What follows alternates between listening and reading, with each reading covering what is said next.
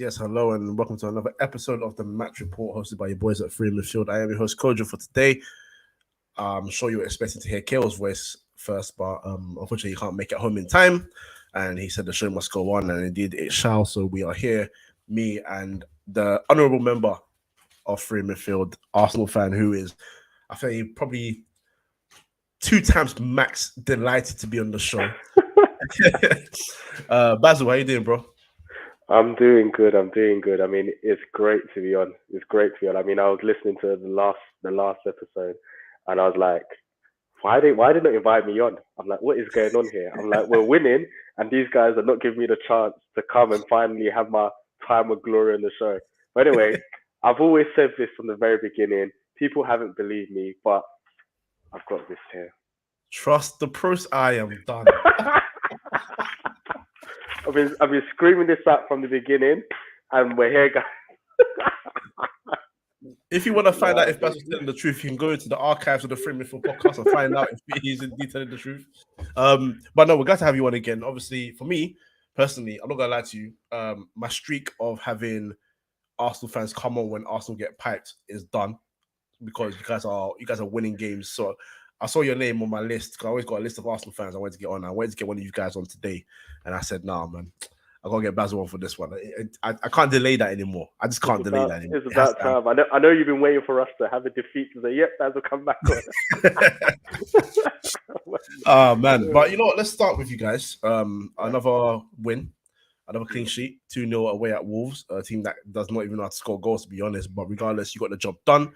A double from Odegaard. Now, where do we even begin with this? Firstly, how impressed, because I don't think you've been on in a while to really discuss how Arsenal are doing and how you're doing away from home specifically as well. How impressive was this victory for you? It was one of those victories. I actually messaged my friend saying, I'm not 100% confident because it's Wolves, not because of Arsenal, but because it's Wolves. And I know Wolves can cause us problems and be very difficult. And in fairness, they did make it difficult at times for us. But I was extremely impressed with Arsenal. I think one thing we've learned where there's a patience about Arsenal. I think there's a spreading of the goals around the team, which is why, you know, it doesn't at this stage in the season, it doesn't really matter Jesus hasn't scored in like 10 games because other players are stepping up and making themselves counted. And I think it's just the confidence that is just flowing throughout the team. This season's a shock to me. I never expected it. Top 4 is still the priority. Whether we win the league or not, it has to be minimum top 4. But I've been very impressed with how Arsenal have conducted themselves this season. And funny enough, even the matches where we've slipped up points, I wasn't too worried. So when we lost to United and we drew against Southampton, I wasn't really upset because for me, I said, okay, those results are going to happen. The biggest thing about Arsenal is how to respond after those matches. Because usually when we have those kind of setbacks, that's when Arsenal fall into a pattern of not gathering results.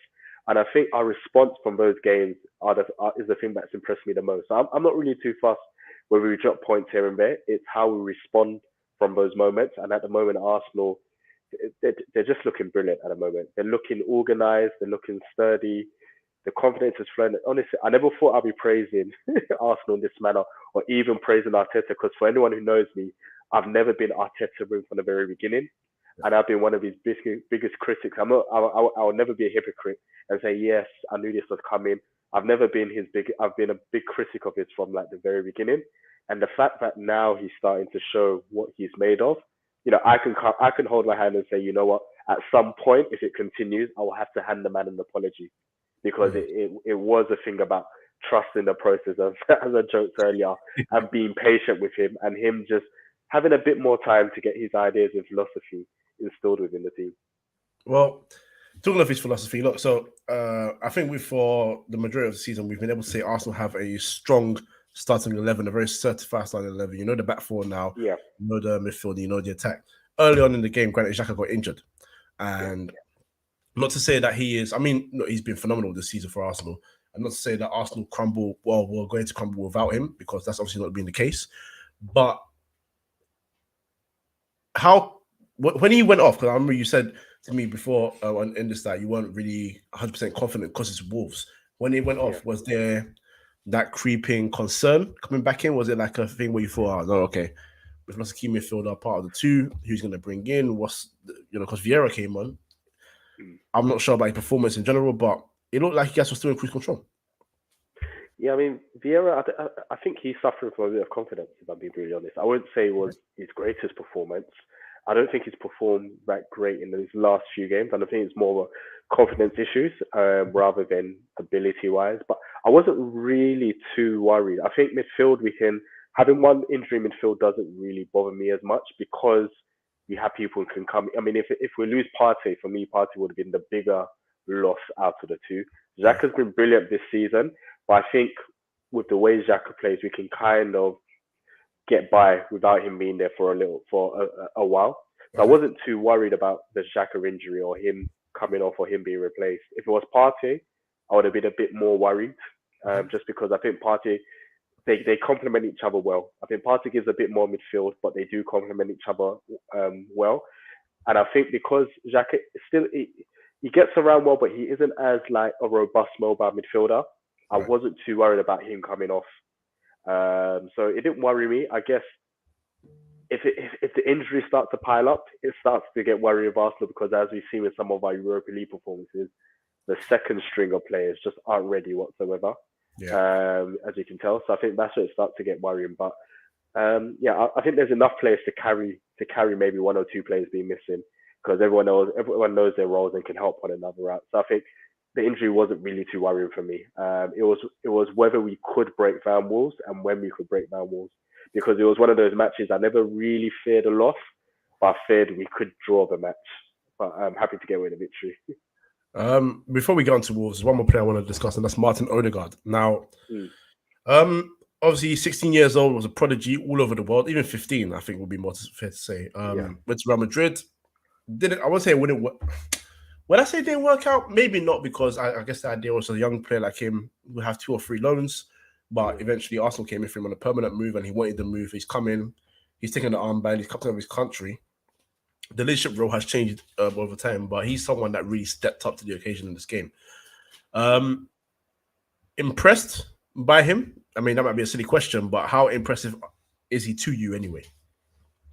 He's a funny player, and I'll tell you why he's a funny player. Okay. I've been kind of impressed with him in some games and kind of not. With the way he's performed, I wouldn't say he's really stamped his mark to say I'm a banker where I can't be dropped.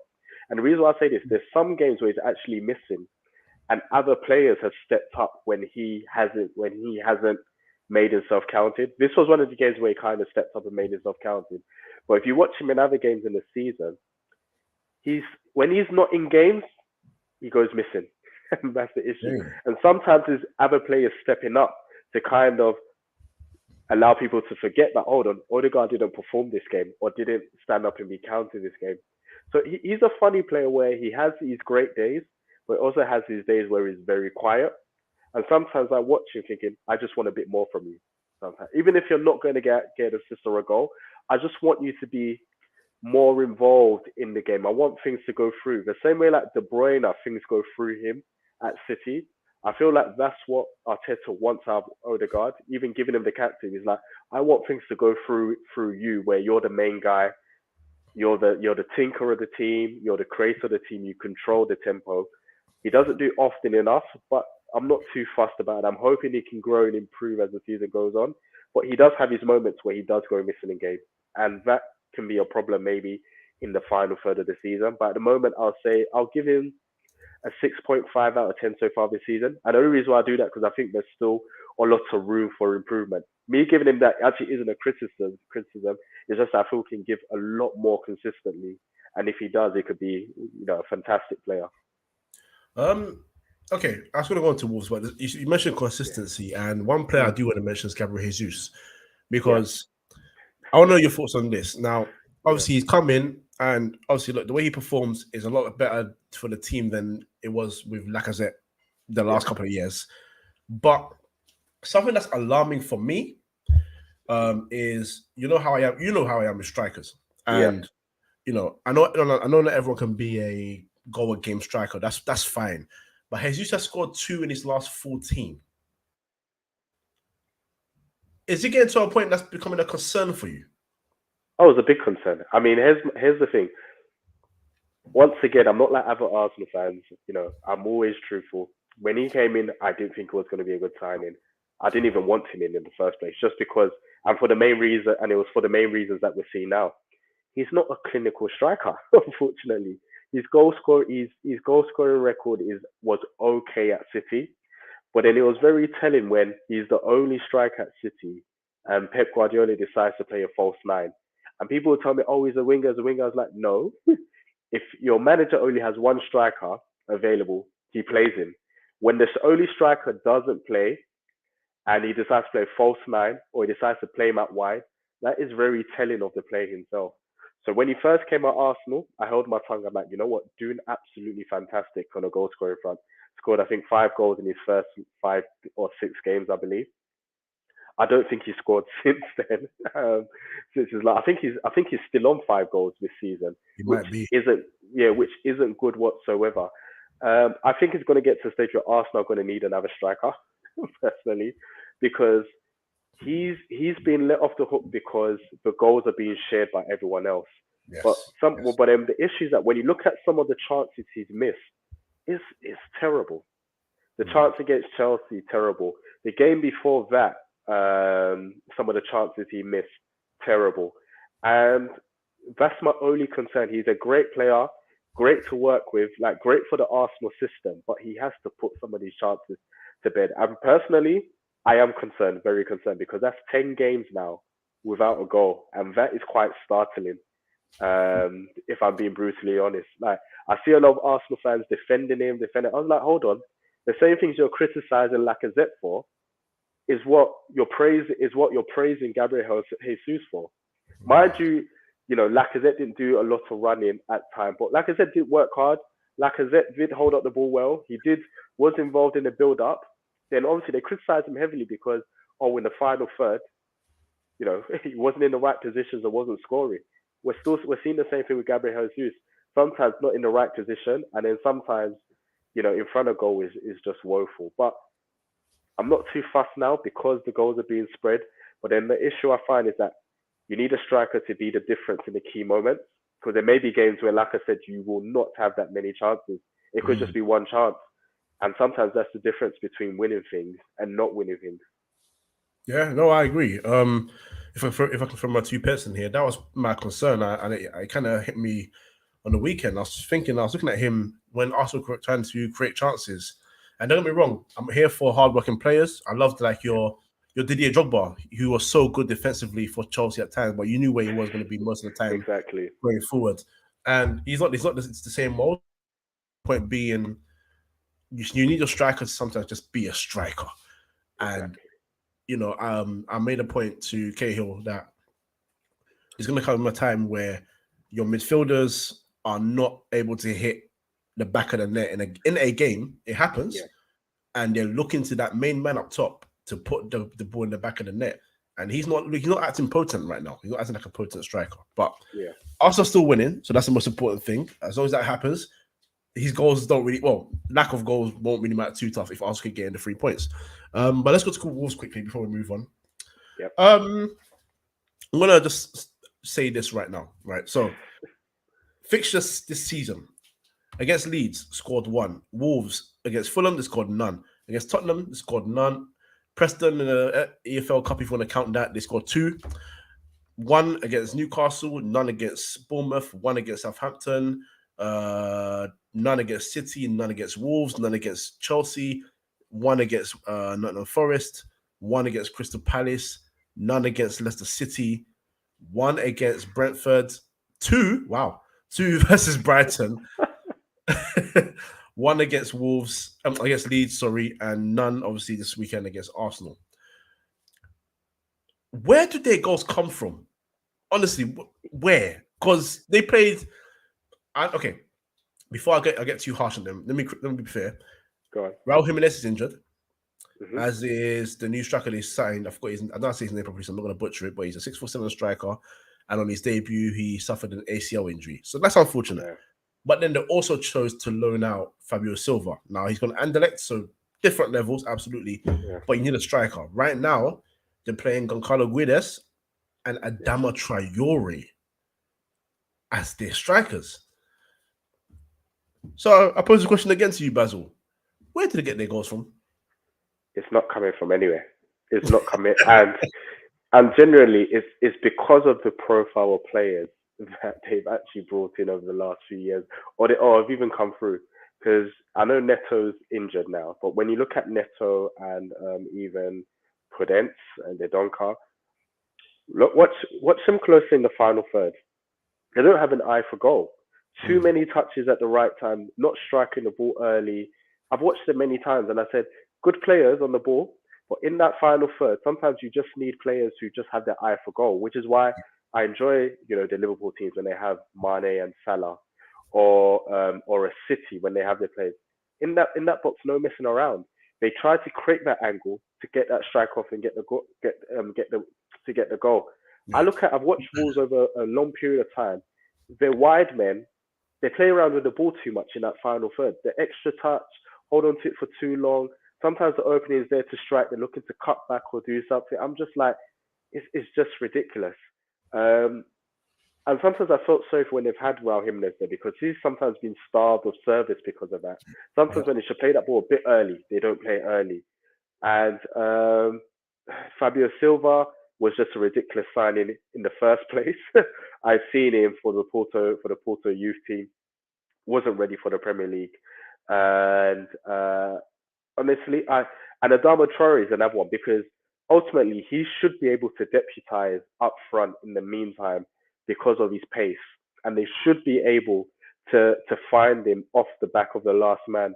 The issue once again, Adama Traore doesn't have the composure in the final third, whether it's the final ball as a delivery or whether it's the final strike, just not have the composure to actually score that many goals, and that's the big issue Wolves have. It's just all too pretty Yeah. in the wrong areas. Rather than sometimes in that final third, you need, as you would say, you need killers. You need people who are just going to have that eye for goal. You look at, I use Liverpool as the best example. Salah and Mane, when Mane was there, even Luis Diaz, if you put him there. How many times you see them? They're looking for that angle, quick strike off, quick strike, no wasting time. They're not there for all the fancy stuff. They're like, how can I create my opening to score that goal? And sometimes you need individuals like that in your team. Yeah, no, I agree. I was watching the game and I remember there was a chance where well, there is one chance we'll talk about very briefly as well, but Yeah. what's his name? Adama Traore had the ball on the edge of the box and I think he had like 3 Arsenal players around him. Yep, I know which one you're on about. And the way he smacked it so high, I was like, no. This has to stop. In fact, I would actually put a ban on him shooting. He can't shoot. He's not allowed to shoot in this team. If he has the ball, he's not allowed to try and hit the trigger.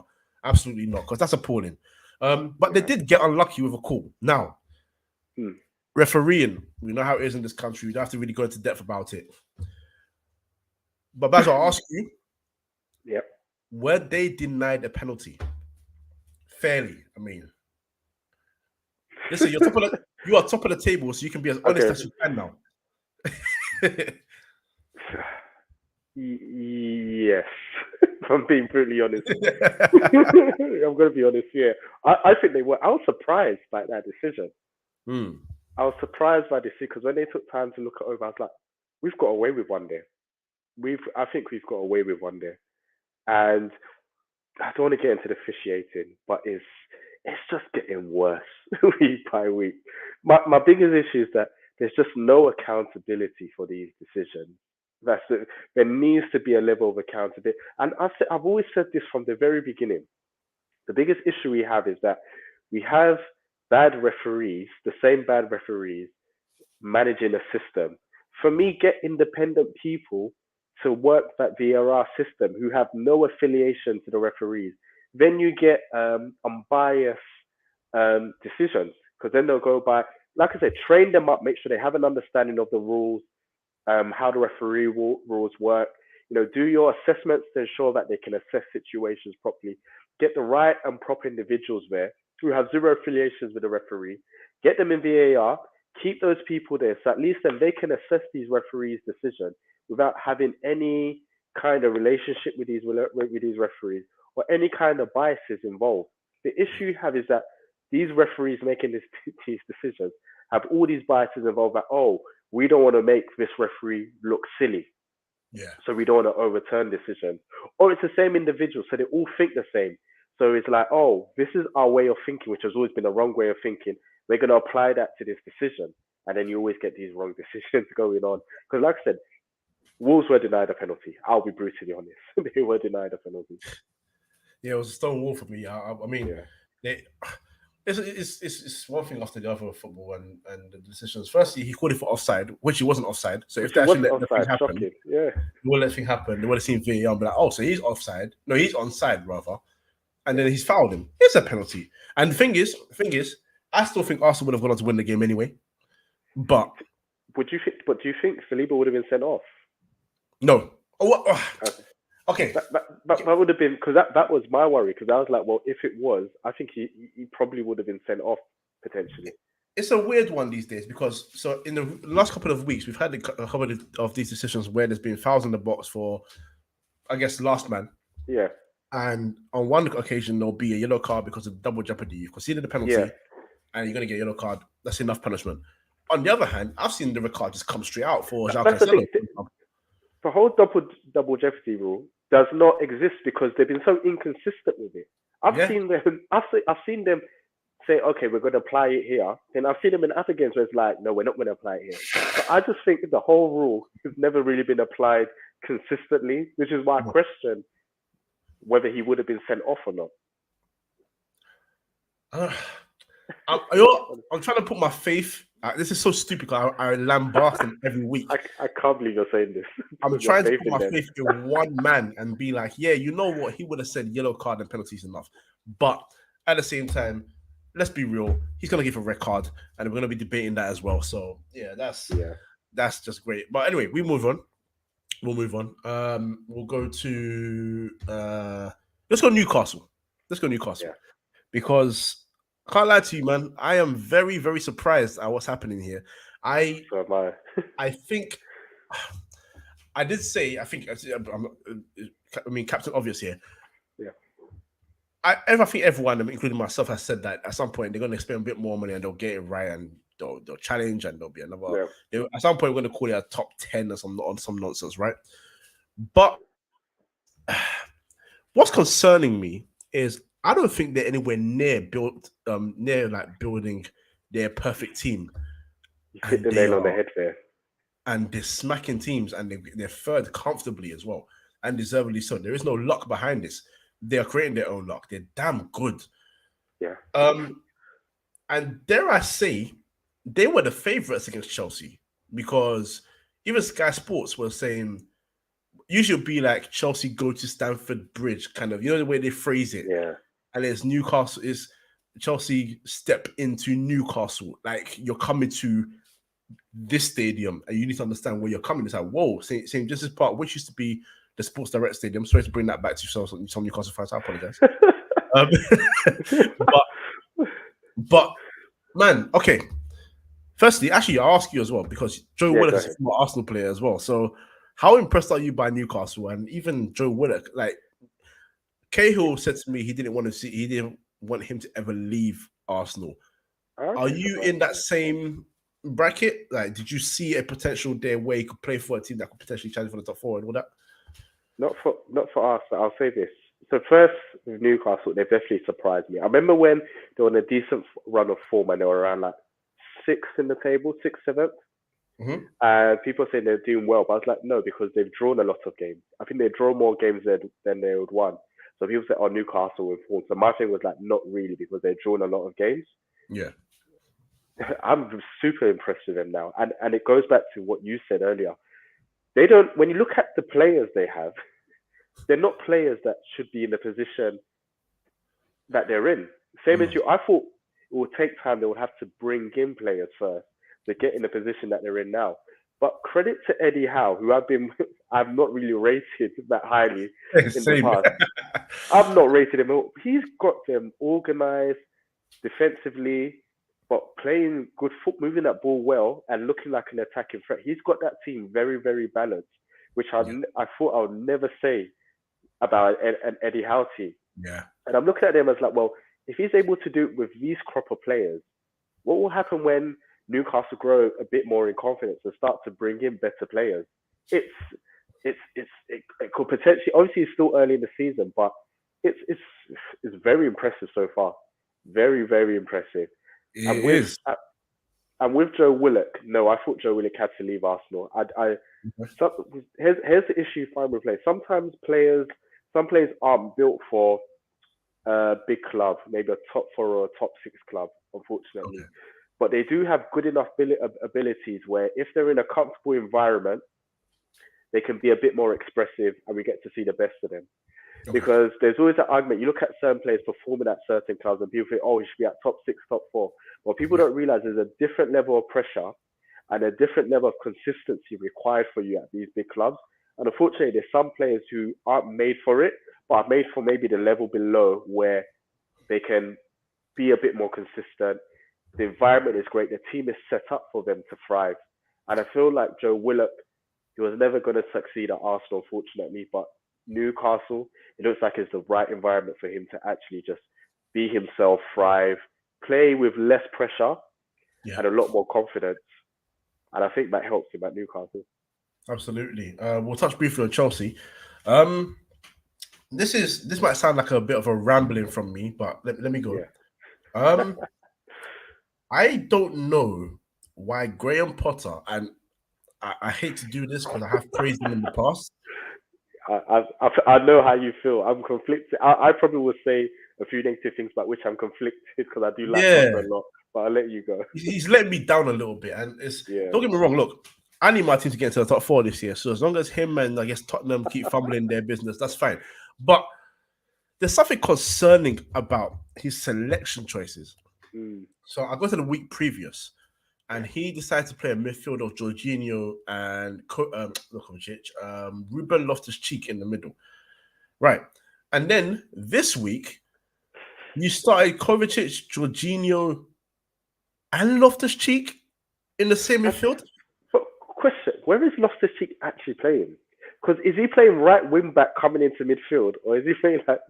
I'm so confused as to where he's actually playing. Let me not lie to you, Basil. I want to be very brutally honest. I don't even know why he's playing for Chelsea. I don't know why he's playing, but because I'm still waiting for the whole Chelsea fans that told us that this guy is going to be the next superstar.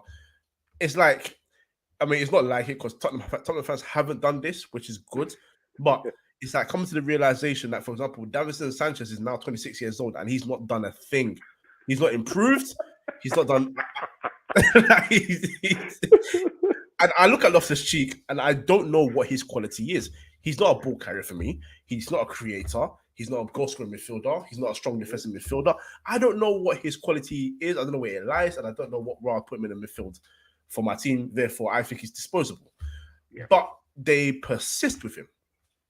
And this is where my issue with Potter is. Look, I get it. Look, Kante is unavailable because he's injured a lot. Fine. Kovacic also has injury issues. Don't worry, he's a brilliant footballer, but you don't know if you're going to get 90 minutes or 40 sometimes with him. So I understand there is a dilemma about what you can pick, who you can pick, this, that, and the other. It's not your fault that Ben Chilwell got injured again, but you got Cucurella. You know him. You're used to him. It's not your fault that Reece James got injured. You know him, kind of, but you know he's not there anymore for the foreseeable future because of injury. But are you picking your teams to give yourself the best chance of winning? Because I don't see it. I don't look at this. I looked at the lineup against Newcastle. I sat there and I was like, this is... And I can't believe I'm about to say this sentence, by the way. Joe Linton is going to have the time of his life in this midfield. Yeah. I shouldn't be saying that. Because despite his form, Chelsea are still supposed to be levels above Newcastle. Like we said, Newcastle are trying to build a team. They're not there yet. But Eddie Howe's getting the best out of players that we didn't expect him to get the best out of. For example, Fabian Schär, when they signed Dan Burn and Botman, we thought he's be out of the way. That'll be the centre-back partnership. Dan Burn's now doing reborn Ashley Cole at left back. And Fabian Schär's bossing the centre-back. But I'm just not convinced by Potter right now. And I don't know if he's starting to I don't know, sweat a little bit, or if he's trying to prove a point to the owners. What do you think? What do you think? What do you see It's when you see it's this? it's a weird one because I rated Potter very highly. I thought Yeah, the job he was doing at Brighton was fantastic. To have those proper players and build a system, get them playing the way they were doing. Those players had no right to be playing the level of football yep, that they were playing. And then it's one thing having a philosophy to play a certain style, but getting the players to do it is for me was brilliant. And I thought to myself, if he was given better quality, what would he do? Then the Chelsea move came and I thought, ah, very good move. Tactically, I think even tactically, I would even go down tactically. He's getting a lot of things wrong at Chelsea. And it's starting to make me question, is he a manager for the top job or is he maybe a manager that for like the mid to low level jobs where it's easy for him to implement and work with those type of players because there's less pressure. There's less pressure where you have to win every game and be very competitive. Because at the moment, here's the thing: it's not the results that is really worrying me with Chelsea. As you said, it's the starting lineups, the team selection, and then the tactics employed in these games. That for me is the most worrying thing because if he was trying things and losing games, I'll say, okay, give him time. But it's the fact that it's looked starting, like I said, when they played Arsenal, they were tactically outdone by Arteta. I sat and I thought to myself, wow, this is one of the easiest Chelsea matches we played in a long time. And Chelsea have been our boogie team for a very long time.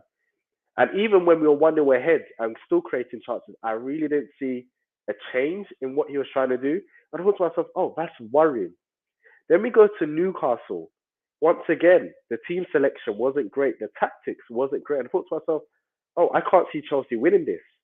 And I thought to myself, oh, this is worrying. Like, have I been deceived? Is my perception of Graham Potter wrong? Because at the moment, I like Graham Potter a lot, but I'm starting to question him a bit.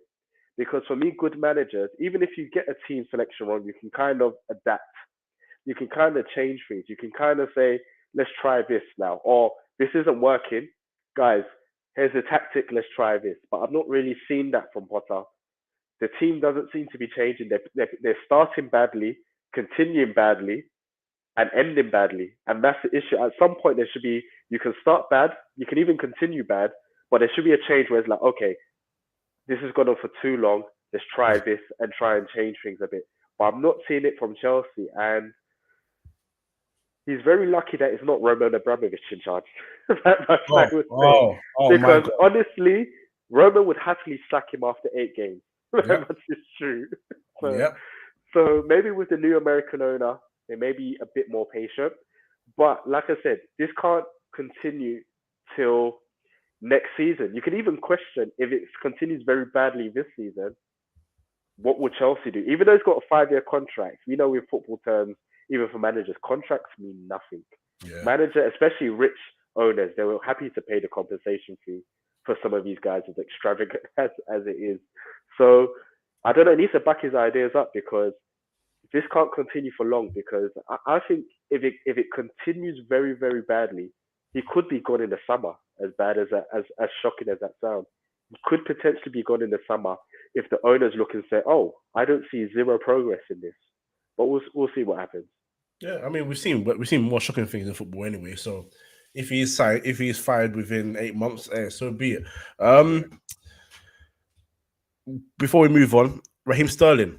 Um, Ah, thank you. I've oh not yeah, forgot that. then I've go, then got a go. lot to see. The thing about Raheem Sterling, for me, it was a terrible signing from Chelsea. It wasn't a player that they needed.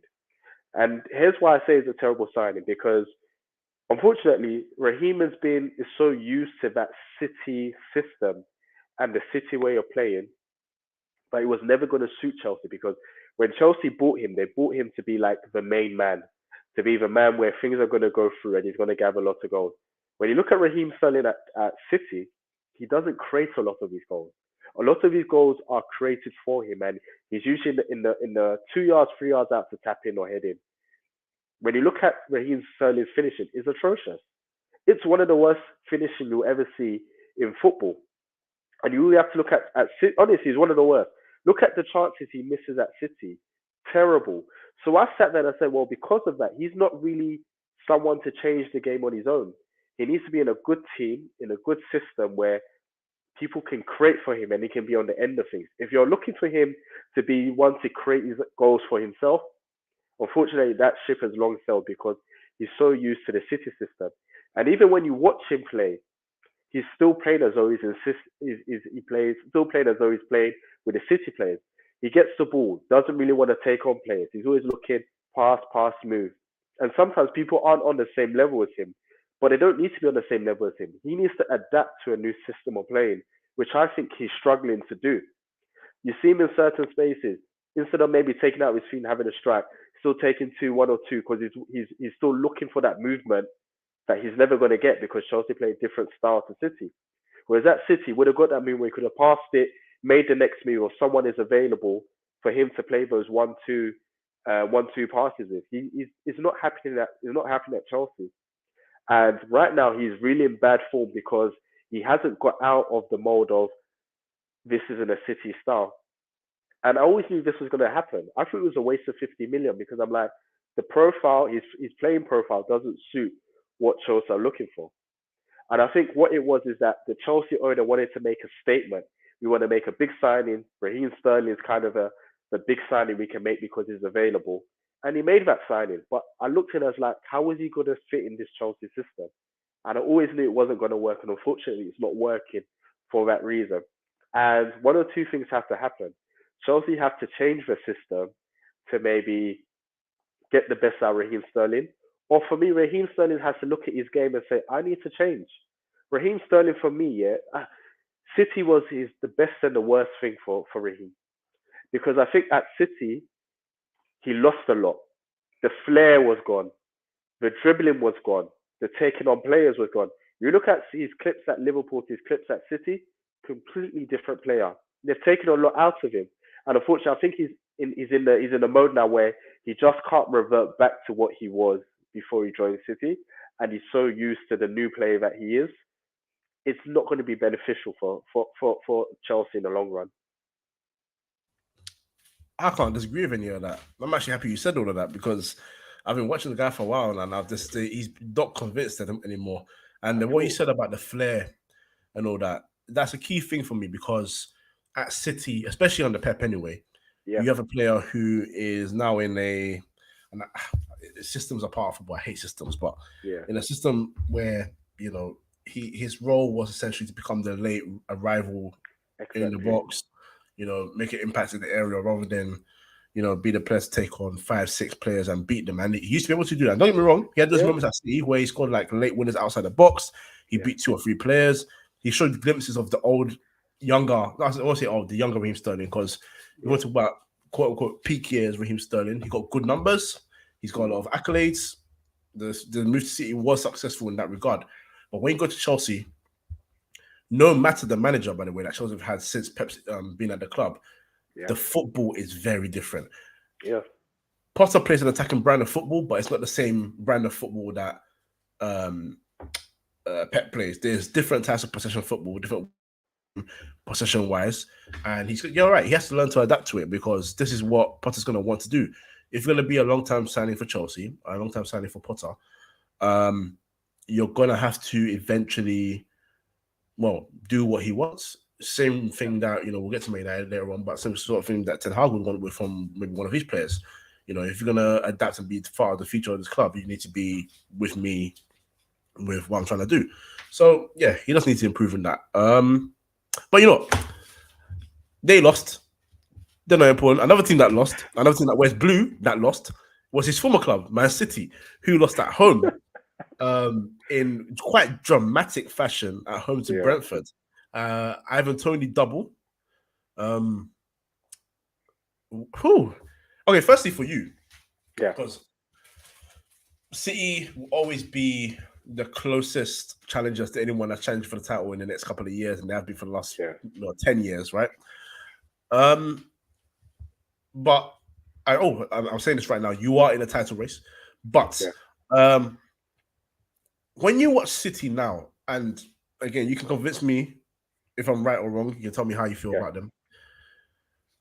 Minus Haaland and Kevin De Bruyne, Do you look at any of their players and do they strike fear into you? Because I feel like they are very much a very approachable side. Uh, it's a weird one because that City team is very weird in terms of they don't have one or two players who kind of stand. They don't rely on one or two players, which is why it's weird. Yeah. So if you compare it to Liverpool, for a long time, a lot of the goals came from Mane and Salah. So Mhm. everyone played their role, and then you knew for those two in the final third, you had to keep a close eye on them. Whereas with City, because everyone's a collective, players can come in and out of form. So you're not necessarily fearing one or two players because you can have one or two players. You can have you're not it's a weird because you fear City as a collective rather than individuals. Where in other teams, there's the individuals you kind of fear and say you have to keep him quiet. Whereas, for Yeah. instance, if De Bruyne has a quiet day, Gundogan could decide to step up. If he has a bad day, Bernardo Silva can step up one day. If Yeah. he has a bad day, Mahrez could step up one day. If he has a bad day, Foden. So it's because the players kind of rotate as to who's going to be the main guy in Yeah. which game, rather than you consistently having maybe one or two players who are consistently the main man throughout like the season. And so that's why it's hard to City players are hard because I wouldn't say there's any player there isn't a player I fear, but you always question which one of those players are going to turn up today. And I think that's the conundrum with when teams go there is because there isn't that one player you can say keep a close eye on him or pay special attention. You kind of don't know which one of the players they have is going to be the one to step up. And so maybe it's the one you think, oh, maybe he'll be the least quiet that steps up, and then he causes the damage to you on the day. Yeah. So that's why City are kind of a weird team in terms of you kind of have to concentrate for all of them to try and figure out which one of them is going to be the one to step up on the day. You mentioned for Foden, he's got a lovely goal. Lovely Yeah. goal. Beautiful strike. He's on the plane to the World Cup, but the man that won the game, Ivan Toney, is not. Now, this performance aside, because it will be easy for, well, I don't obviously me and you we're football men, but a lot of people will see the goals and say, why is he on the plane? But before even the performance, should he be going to this World Cup? It's a weird one because I've kind of been 50-50 on him, and Okay. only because it's, and I don't even want to use the word system, but when you look at Ivan Toney, he has attributes which can benefit you, but you have to play a particular type of way Okay. to suit those attributes. Because obviously he's one of those players. He's physical, dominant in the air. One of your old school ones where he's not going to be brilliant on the ball in terms of dribbling past players or cute with the ball. He's going to hold it up, lay it off, and then make the move to the box. And then you kind of have to supply him to score. But one thing I do question about him is how clinical he is in front of goal. He does miss quite a few gilt chances, which I think kind of goes against him, which is where I guess Southgate has a conundrum. And I think I can understand why Southgate didn't take him.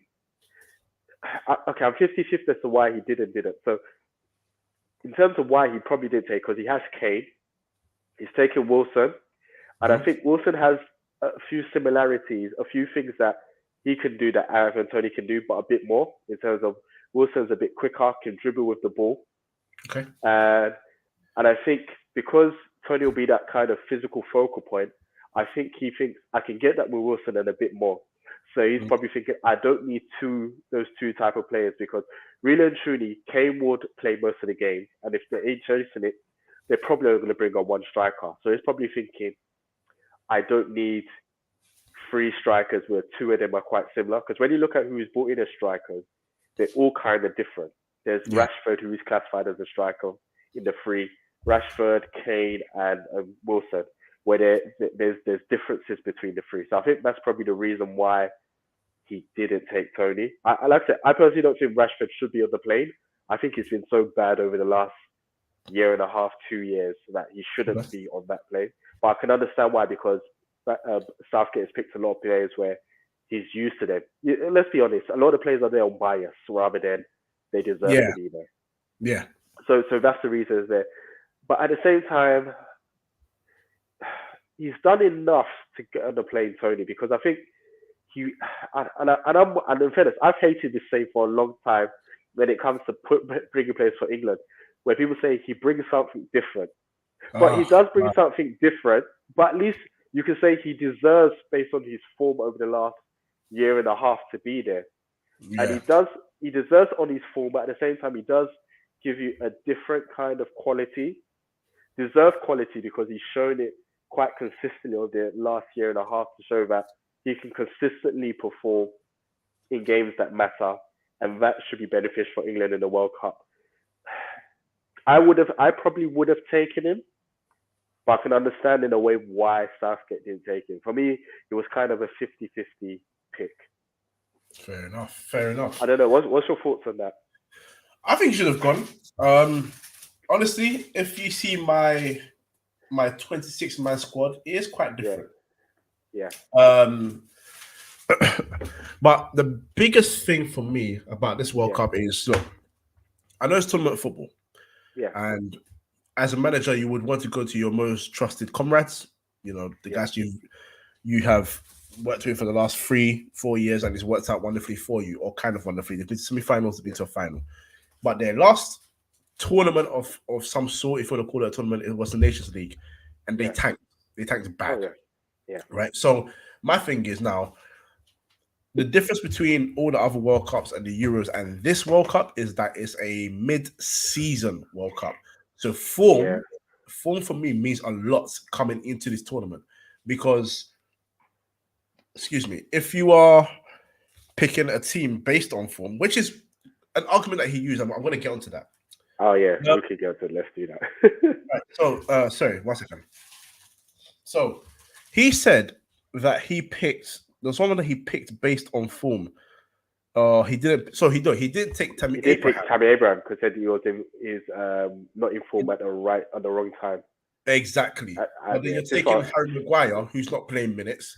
Yeah. You're taking. You know what I'm saying? Like that's one example that debunks your whole argument, because you're taking someone that just has not played regular football enough to catch quote unquote form. It's not possible. So you cannot come to Tammy Abraham and say, I'm not picking you because you're not in form, and then go to Harry Maguire and say, I'm picking you because you're going to be your form and player. There's players like Conor Cody, not in form. I mean, the Everton team is disgustingly bad, and he's part of that. That's the why you do that, because that's the thing with Southgate, and that's where I've always had an issue with Southgate. I'm like, if you want to pick players based on bias, feel free. Just be honest. But he's been a walking contradiction since the day he moved. I remember the day he became manager, and then obviously there was a whole thing as to why he didn't pick Walcott, or why Walcott is kind of not in his plans. And same thing, he says, oh, you need to perform. To come in, you need to be performing good for your club. You need to be selected regularly. And then I'm looking at some of these selections, and I'm like, hold on. Some players aren't playing regularly for their clubs. Some players are in terrible form, and you're still picking them. Like, let's be honest, Luke Shaw is not in form, still being picked. Harry Maguire, like I said, Harry Maguire's one is probably the worst case of it all, because let's be brutal. Here's the thing: he was club captain. When a manager drops your club captain, that tells you everything you need to know about the player. The player's been in bad form since the day he joined United. Let's be brutally honest. And obviously, new managers come in, he's not even fancied in the starting lineup.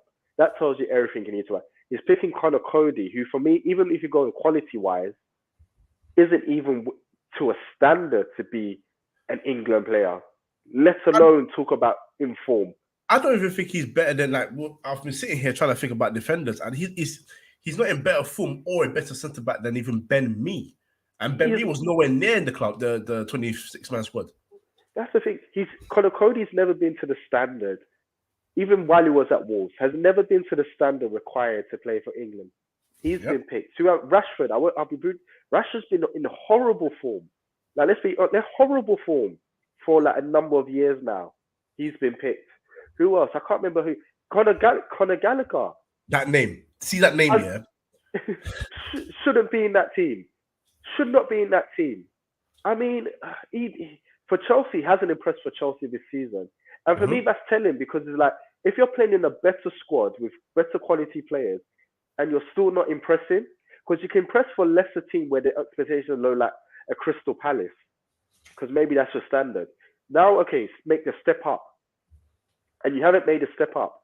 That for me is very telling, like, okay, maybe this guy isn't ready for the big time yet. So how on earth is he, if he's not ready for Chelsea, why is he ready for England? I think that's the name that really caught me off guard because I did expect. Thing is, we can talk about the form thing, and we were making fair enough points, in my opinion. But we all knew that still that Harry Maguire was going to be in that squad. We knew that. We knew for a fact. I mean, he already shown his. Southgate already shown himself that he was going to be selected regardless. So that wasn't a surprise to anybody. But Conor Gallagher is the one that really threw me off because if it was based off the loan last season where he was in Palace, as you said, it's hard to not give him a shout because he's an informed player. Fair enough. Yeah. But he's come to Chelsea and he's not. His biggest impact was scoring against his former club. Yeah, that's it. That's the only thing he's got. That's the only thing he's got. And I don't want to poo on the player because I don't think Conor Gallagher's a bad player. But if we're talking about players that deserve to be picked, he just doesn't fall in that group. And that's it. But, Tony doesn't make it. Good luck to England with the World Cup regardless. But finally, let's move on because we will wrap up soon. To Man United. For me, a tough, long 2-1 win at Fulham. A win that I think should have been made a lot more easy on ourselves, but there were certain players that stayed on the pitch for far too long. No names. But I'm going to just go to Garnacho here because it's been a long time. It's been a long time since I've actually been excited about a young United talent coming through. Like, class of 92 was years ago. We can't talk about that class anymore. But the last young player I was really excited about, who unfortunately too many injuries and all that stopped him, was Giuseppe Rossi. Yes. Yeah, because he was one hell of a finisher. Whenever he got chances on the side Ferguson to come from the youth team to the senior side to play a game or two, he scored goals. Whether it's one goal or a double, he scored the goals, and he looked like the next guy. But obviously injuries took over, and unfortunately, he just couldn't be that guy for us. And your Michaelis have come and gone. I never knew what to make of him. He scored a wonder goal, but after that, he didn't do this. So I was trying not to get excited about him. But Garnacho is a player where, in this day and age of football, the younger players are being taught to be so, for lack of a better word, what was that? Passive. Yeah. And for lack of a better word, robotic. This is the style you're playing in. This is the style of football I want you to play, and this is where it's going to be, and this is what you do. And then when they get a move to another club, they struggle because that's all they know. Whereas Garnacho is a winger that just loves to attack. He's direct. He uses his skills. He's brave, and he's a player that Man United don't have a certain style of football yet. We know Ten Hag what he wants to do, but he hasn't got the caliber of players for it across the board, so that's fine. But Garnacho is one of those young players that, because he's so expressive and wants to play his brand of football, he can fit into a Ten Hag system. Hell, I think he could fit into Potter's system at Chelsea. You put him on that left side, you get the ball to him. He's trying to make something happen with the ball. Yeah. And I was very happy that he got his goal because I was screaming for him to come onto the pitch. It's very rare. I always say this. It's very rare as a fan that I get things right from my team saying, "Bring this guy on. He'll make the difference," and then he doesn't. So as a fan, it was nice to get that right. Exciting talent. I'm not going to go too far. I'm not going to say he's a wonder kid. I'm not going to say he's a star boy. I think you need to establish that over a year or two before we start calling you the next guy, hopefully, for the club, because this could be an exciting start and it could whittle out. Hopefully it continues. But I'm excited for his progression. I'm excited to see what he can do. And I think he's got the right manager. And I think he's coming through at the right time because Basil, I'll tell you straight right now, if this was under Ole Gunnar Solskjaer, I'd tell the guy to run. Can you say that?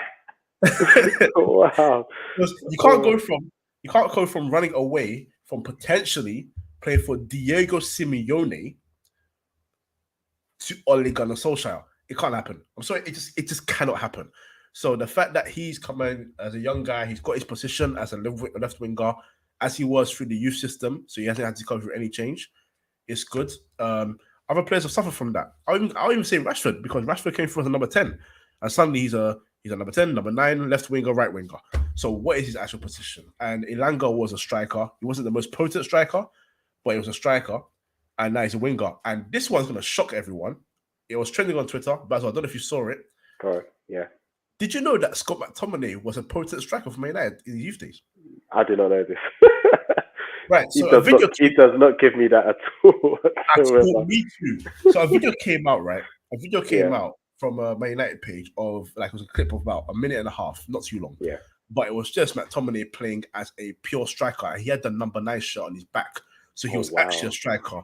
And he was beating players with the dribble. There was one where he received the ball back to goal, took a touch, did like a little swivel, and then just sort of did like a step over, beat the player, and then finessed it far post. And we're talking about the same player here, bro. I've never been so confused in my life. I was so confused that I sent it to my girl. My girl don't even like football. I'm so confused. I said it to her, and she was like, "Hold on, is that Scott McTominay?" I said, "That's Scott McTominay." So, hey, I cannot believe this. I need to see. Right, after this, I'm going to check. I'll find the link for you. I'll send it to you. I send it to you. So I'll send it to you. I'll find it. But anyway, yeah, I'm excited for Garnacho. For United, it was a decent win. Fulham are still a good side, but I do think we would have had a lot more trouble if the striker was Mitrovic and not Carlos Vinicius. Yeah. What do you think? So with Carlos Vinicius, I don't think he played too bad. I feel safe because I think there's some quality he's shown. I think he's finding his feet. And I think I looked at him at that game and I thought, give him a few more games on his belt to find his rhythm. Could potentially do well for Fulham. Yeah, I think you're lucky that he was playing because you can tell that he was trying to find his rhythm because obviously he hasn't been playing regularly. But then there was a few small things I did like. I was like, let him grow in confidence. Maybe could do well for Fulham. Garnacho, he looks an amazing prospect. Amazing prospect. And it's funny because when I saw his clips before, I think even from last season in the youth team, he looked very amazing then. But I take those things as a pinch of salt because there's so many players I see in the youth team look amazing. Bring them onto the first team and they look completely different. I'm like, these clips are so deceiving. And it's not even the clips, it's the fact that they don't transition well into the first team. Or the things that we're doing in the youth team, they don't do at all in the first team. So I kind of took him as a pinch of salt beforehand. When I watched the first game he played for United this season, I'm like, wow, okay. He looks the part because he's getting the ball, he's intelligent with the ball, he's very direct. He has end product, and I look at it like, okay, everything I saw of him when he was in the youth team, he's replicating or attempting to replicate in the first team, and that boils off because what you do is when you, as I said, there's so many robotic players. They come in, they do the simple stuff, don't want to take no risk. This is one of the first players I've been excited for a long time in terms of he wants to do things that people don't want to do anymore. He wants to be confident on the ball. He wants to take on players. And I'm looking at someone like Sancho, and I was like, he's doing everything you should be doing. He's doing everything. Sancho gets the ball. He looks afraid to take on players. Yeah. Doesn't do it with much commitment. And I'm like, Sancho, this young boy is putting you to shame because he's very direct. And one thing a wing back say or defender say is players who are direct, they fear them. Yeah. And that's what Garnacho is creating. He's creating that fear because he's very direct. But I think the boy is going to be a super talent for United. A super, super talent for United. I hope so. Apparently Barcelona want him. So Garnacho, if you want to get paid 5 months late, by all means, make your way to Barcelona, my friend. But before we end it, I think there's obviously one topic that we have to discuss. A certain interview has been released today between someone that I do not like called Piers Morgan and someone that I do like who is kind of I'm gonna see. I'm gonna. Well, we'll get into it anyway. Someone I do like currently. That's the word. Currently called Yeah. Cristiano Ronaldo. So fast rewind rather to I think it was August. Ronaldo made a statement on his Twitter or something saying the truth will be revealed. I'll release everything that needs to be said. And that for me was a bad omen straight away. Now, a lot of people in the media, former footballers, and of course the fans and outside fans of Man United, fans that are not fans of Man United, outside of it, of course, have had their say. How do we offend and say something along the lines of once he made that statement, the club should have sort of approached him and said, "Hey, what's going on here? Nip it in the bud, all that stuff." And look, everyone's entitled to their opinion. This is where I come from. This is where I come at it. Firstly, I'm not as outraged as other United fans, and I'll tell you why. Firstly, we've had worse happen at this club, so this interview thing doesn't. That's just one thing I've heard. I'm not part of drama that happens at Man United. It's happened many times. Not this, but many times things have happened at the club. And to be fair, he said worse when he was here the first time. He said he was being treated like a slave. That's a mad comment. So, I completely forgot that. Exactly. So that one, I don't think that can be topped. After that's just the B one, and that's the top for me. But what I will say is this: the reason why I'm not going to get mad and outraged is because we have seen 6 minutes out of a 90-minute interview, and that's when I say 6 minutes, about 3 clips over and over of the same thing, 2 minutes each, right? And we're getting quotables from other media outlets saying, that he's disrespecting this guy outrightly, being the manager to Erik ten Hag, or he's questioned the infrastructure, this, that, and the other. This is what I want to say, and this is direct to Man United fans as well. Football fans are fickle.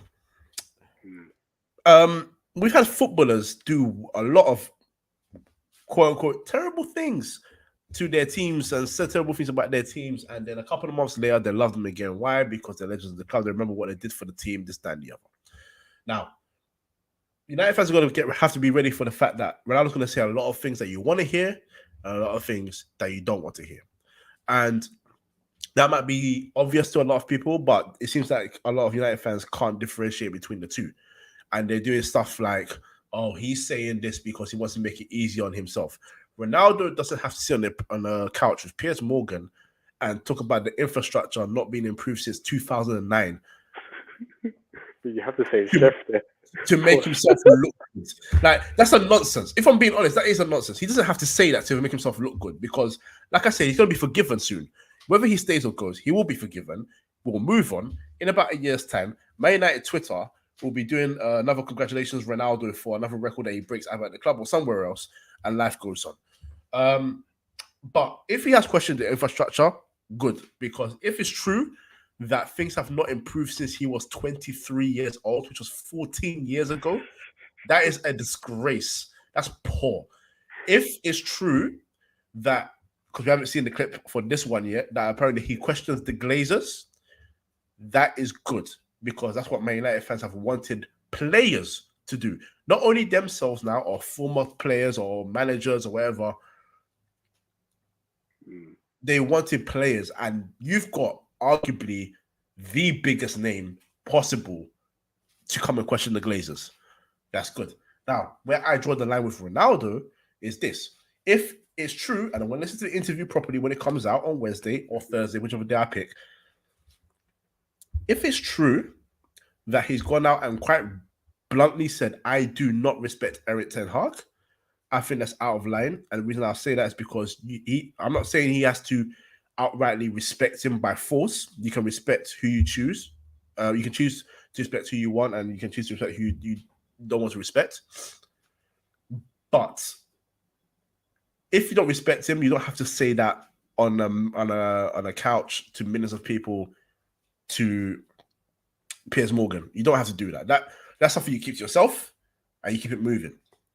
And if he has this betrayal thing, the reason why I'm not too sure about this betrayal thing, because from the clip that I've seen, what I'm understanding is he's talking about certain individuals that are trying to help him or force him out of the club. Not help him, force him out of the club. That's what I'm seeing from it. People have seen the tabloids from, of all people, the Sun, right? From the Sun, and they believe that he said, "Oh, he may not have betrayed me." The whole club, the coach, the players, the fans. Excuse me. That's it. Everyone else in between. No, what he's saying is, from the clip anyway, there are 2 or 3 individuals and the coach. Excuse me again. That's it. And the coach that are trying to force me out. Well, now whether that's Ten Hag or Ralph Rangnick. Wow, what is going on with me?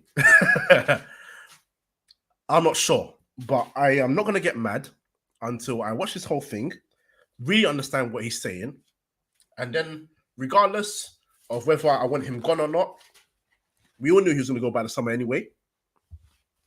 And that's it for me. I can't get mad at something that is a 90-minute interview that I've seen 6 minutes of. I just can't do it. So, Basil, what do you think? That was my thing where I wanted to. There's a few things I can kind of touch on, but I would hold my full judgment on it just because. Same thing. It's a 90-minute interview. Piers Morgan is very smart to create a lot. And in fairness, you could say Piers Morgan. I do question whether Ronaldo knew the clips, what clips are going to be sent out, because it seems it's kind of snakish, the clips that Piers Morgan has kind of released out. And I do question whether Ronaldo would be happy about the ones that he's released out just to create that hysteria. And secondly, what people need to also understand, even when you hear Ronaldo speak English, English isn't his first language. And even when you listen to Ronaldo interviews of him trying to express certain things, he doesn't always do it well just because his use of the English language is good, but isn't always great in terms of expressing certain things when you actually hear Ronaldo speak on certain issues. So secondly, you also need to take that into consideration. His use of language. He's not very expressive with like difficult words or certain words to express things, or not very. He doesn't do it as good as maybe other people can. So also that's another factor. There's just a few. I guess the only issue I have with the whole Ronaldo saga is that there's two. Okay, so I'll touch on a few things. Secondly, first thing is that he's gone in January, so he doesn't want to be part of what's going on in Manchester United now, and the timing of this and the fact he's done this, and the fact he's being released just before the World Cup means that he's gearing towards. I have a World Cup. I come back end of December, January. He's probably hoping to force the move out in January because when you hear some of the things that are being reported, there's no way back if some of these things he's actually said because it's undermined first the manager if the comments are true. So there's no way back. There's no way the manager's playing him. He's also talked about the club owners and the infrastructure of the club. They will go and say, we don't want this guy playing for the club. And also, ultimately, they're the ones who make the decision in terms of his departure. And so that will probably try and push the agenda that, listen, let me go. You know, it's the environment isn't great for me to be here, and he will go. The only thing I take issue with Ronaldo is the whole behavior from the summer up until now, and the fact that certain United legends have been very hypocritical in their assessment of it. And that's my issue. My issue is that there's certain things he's done, and there's always a but.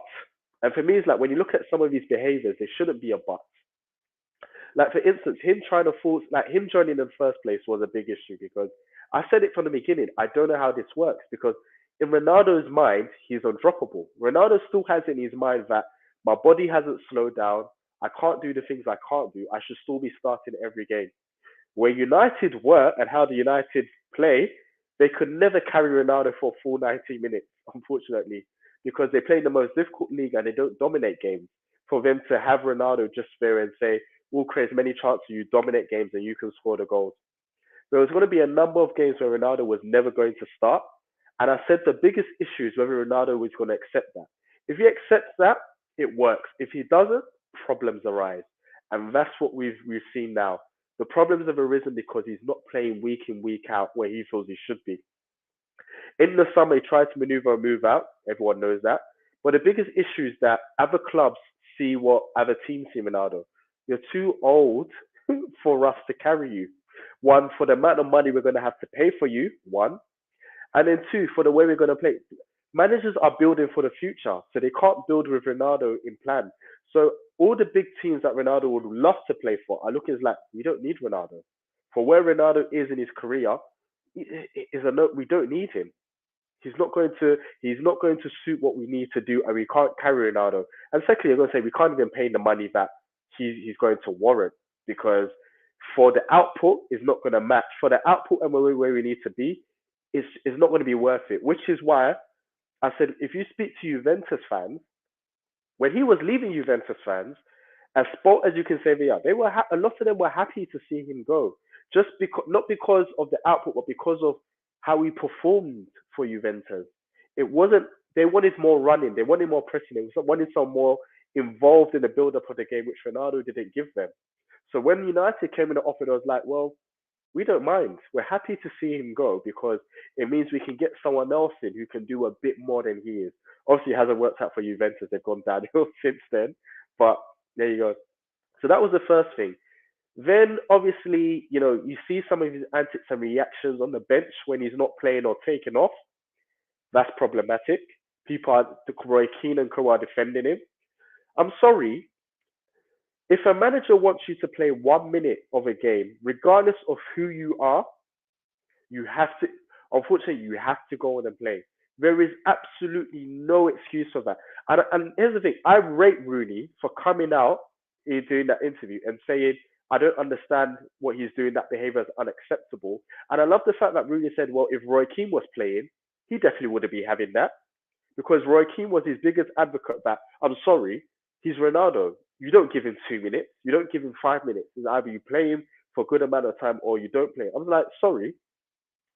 There's a hierarchy in a team. If a manager wants you to play 2 minutes, you play 2 minutes. If he wants you to play the last 30 seconds, you play the last. If he doesn't want you to play it all, you have to be subservient to that. You have to respond to that. No player should be bigger than the manager and the club. And they're saying a bad example when the likes of Rio Ferdinand and the likes of what's his name,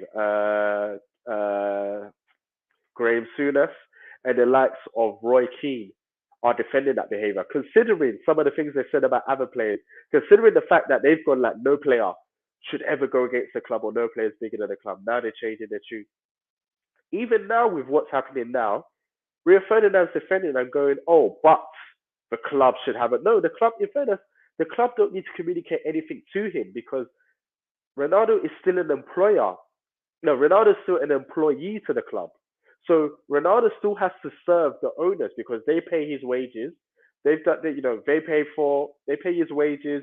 They from a contractual perspective, they own him. So Ronaldo has to be subservient to what their demands is.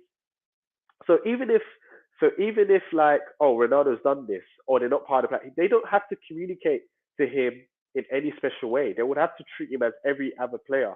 So when Fernand's going, oh, but they didn't communicate it to Ronaldo, I'm like, but what has that got to do with anything? You shouldn't come out and say, oh, if he's done this, say some of these things against your manager and against your owner and against the club.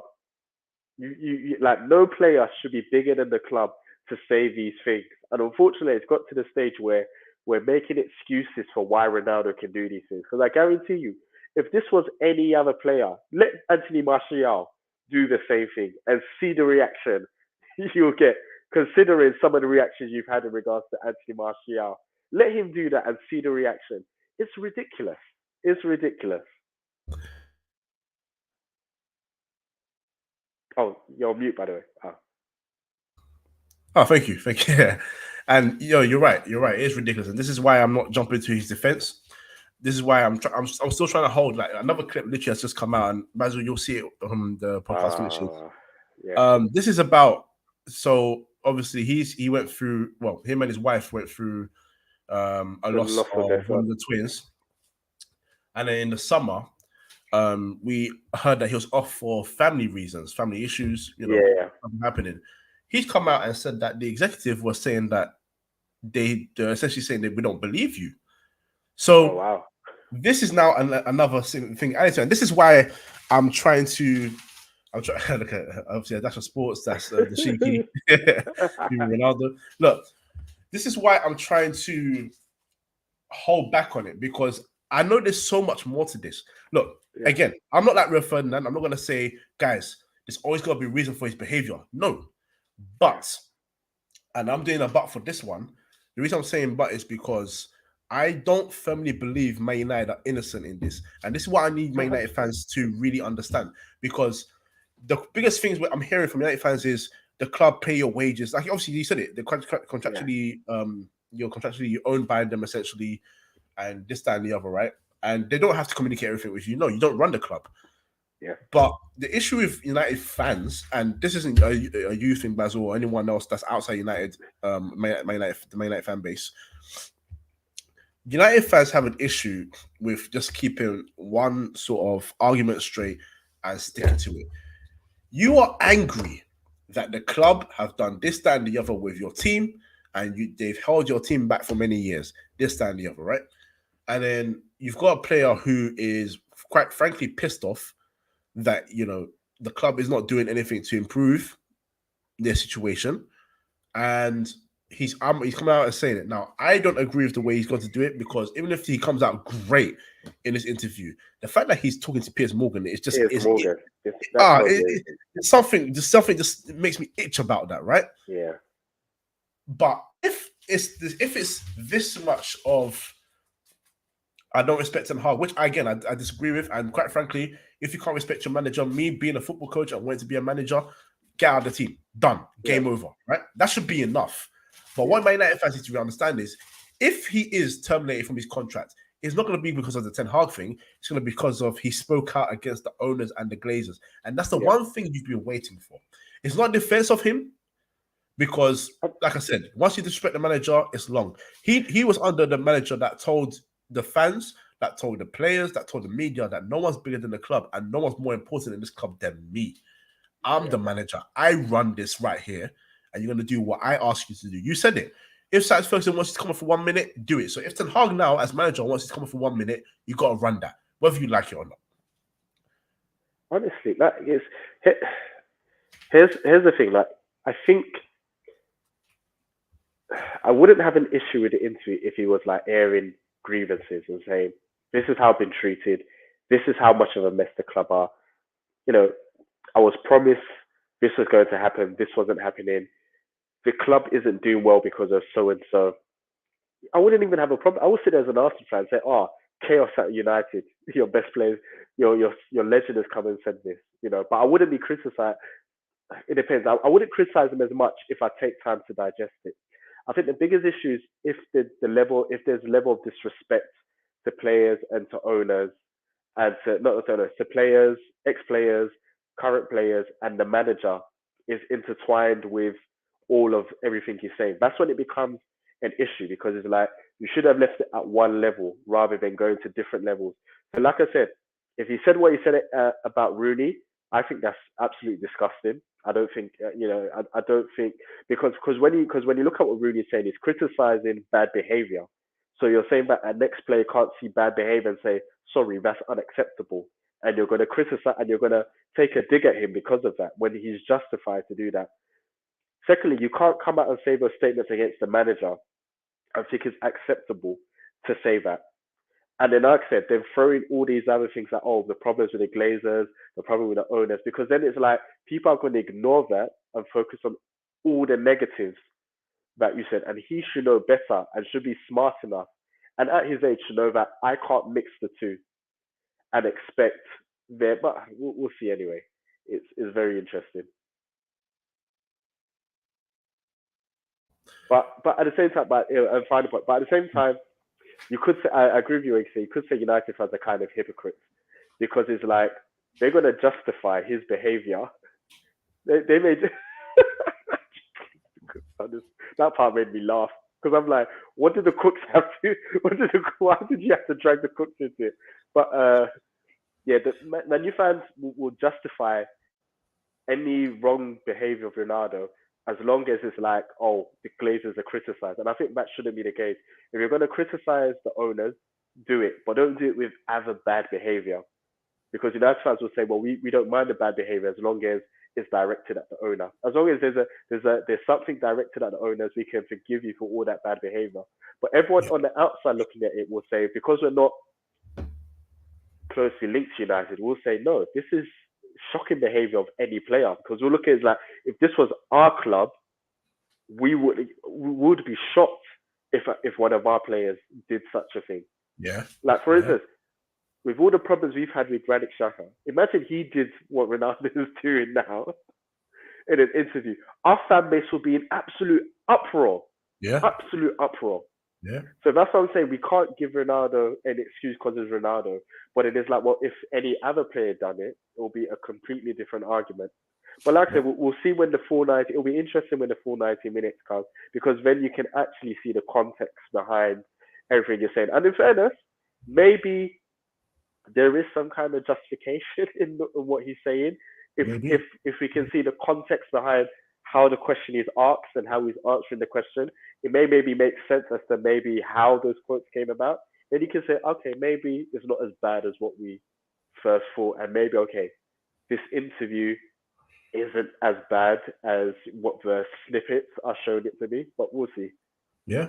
I'll bring up one final quote to wrap it up here. That United fans, because United fans have been screaming for Ronaldo to leave, right? And he wanted to leave as well, so I guess we're all the same boat. Right. This is one quote that Man United fans have not spoken about, that I think they just like blatantly ignored because they just want to just see what they want to see, right? He said, it's not for quote, I ain't got the direct quote right here, but he said along the lines of, the club needs to destroy everything from top to bottom to rebuild and do something new for the manager that's there now. Yeah. If that includes me leaving, I have no problem. I love this club.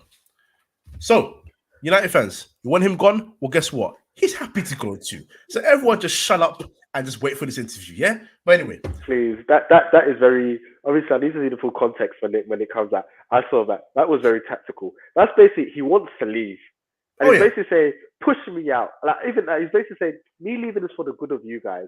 And I'm happily doing it for the good of you guys. But he wants to leave.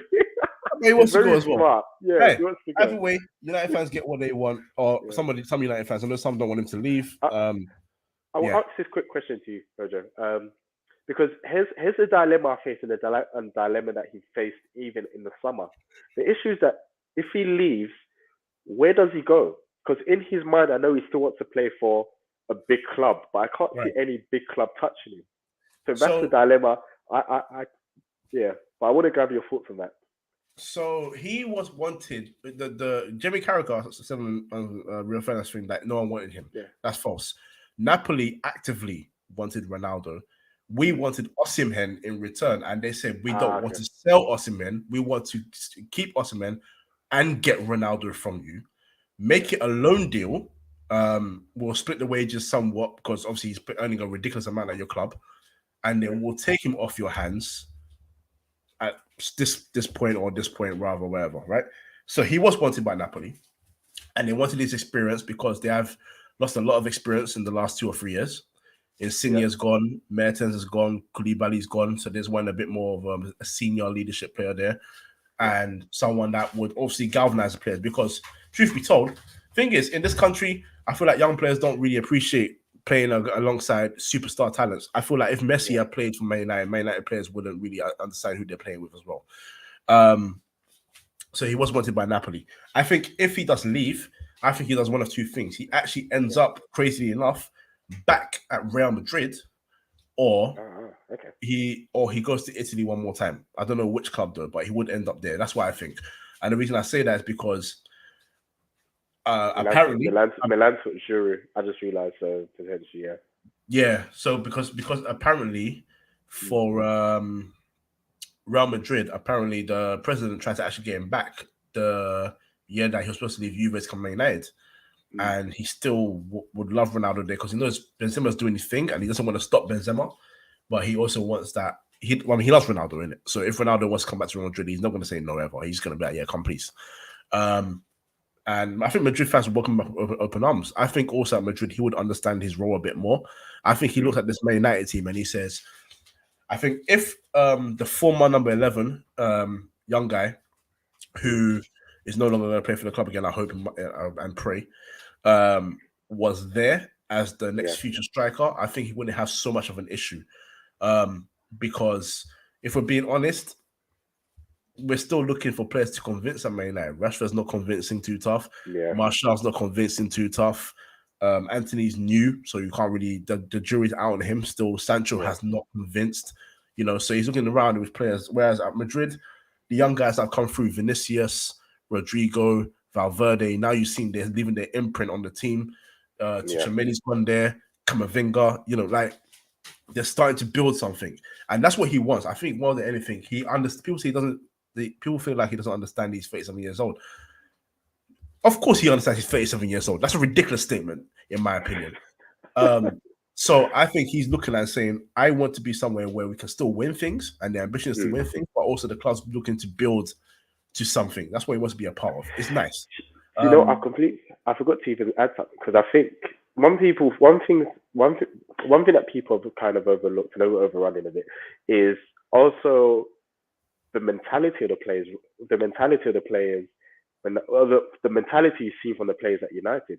Because I think what he's done, he's gone there. Ronaldo has a champion mentality, win at all costs. We're here to win, nothing less. And I think he's probably seen it from the attitudes of the players at United. That hold on, these guys don't have the attitude or the mentality to win things. And the funny thing the thing that made me laugh, that when he made a statement about who was competitive this season, and he mentioned even Arsenal, because I think that's even shocked him. He's like, hold on, if Arsenal are competitive, why are these crop of players don't have the mentality to be competitive? He's looking like, look at where Arsenal are. How on earth are Arsenal competitive and we're still where we're at this season? So I think that was probably another straw. That was probably another breaking point. He's looking around like, these guys are not on my level in terms of mentality. And I think that's probably why he decided, I want to leave. He's like, I need to be in a better environment where people actually want to be champions. People want to strive to win things. Because I think, and it goes back to what you're saying, because I think he would accept the role more if he knew that, okay, the players I'm around want to win things. So I can be part of that, even if I'm playing less, because I know we're going to win things or we're going to challenge. And I think he's probably looking at United that these guys don't even have the mentality to challenge. And I'm not playing. How dare they? There you go. This is the thing. People listen to this and think that I'm trying to defend Ronaldo, and I'll make it abundantly clear. The disrespect of the manager alone is enough. That's enough. But I'll also make the other point. You're talking about someone that's been ambitious since he first stepped forward on the pitch as a youngster for Sporting, and he went to Man United and even developed that hunger more, because at Man United it was all about winning. And you go to Real Madrid, his dream club, and it's all about winning there as well. They go to Juventus, and they're the only club not the only club now, but back then they were dominating, winning the leagues. And the idea was you go there, you win leagues, and you try and compete for the Champions League. And he comes back to Man United hoping the philosophy is there and the idea to get Man United back to the top is there. And I even think Ole wanted to do that, but if the infrastructure is not there to do it, what's the point? But anyway, Wednesday, Thursday, we'll find out the truth. We'll find out the full interview and we'll see what happens. Basil, you have been great. Thank you again for joining us. Where can they find you? Before I leave, don't forget this, guys. Trust the process. You can find me at bjacobs14 on Twitter and at BazJoe on Instagram too. Like I said, it's a fantastic season. This will be the first season where you'll see me writing multiple weeks. We're going to win the league, so I'm a lot more positive this season. So yeah. Yes, you'll see a lot more of Basil as well. And Basil, I'll hold you for some World Cup podcasts as well, because it's going to be. That'll be good. Ahead of a tournament. I do have the first 2. Yeah, I do have the first 2 weeks off, so I'll be watching across all games anyway. So, perfect. That's what I want to hear, because I'll be off as well, so that's perfect. You can find us here on YouTube, Match Report, The Match Report, or Free Midfield Podcast. Free Midfield Podcast on all the audios, all the socials. You know by now, Twitch, Instagram, Twitter, Apple Podcasts, and the rest of it. So Free Midfield, like, comment, subscribe, and that's the Free Midfield Podcast from us. Good night.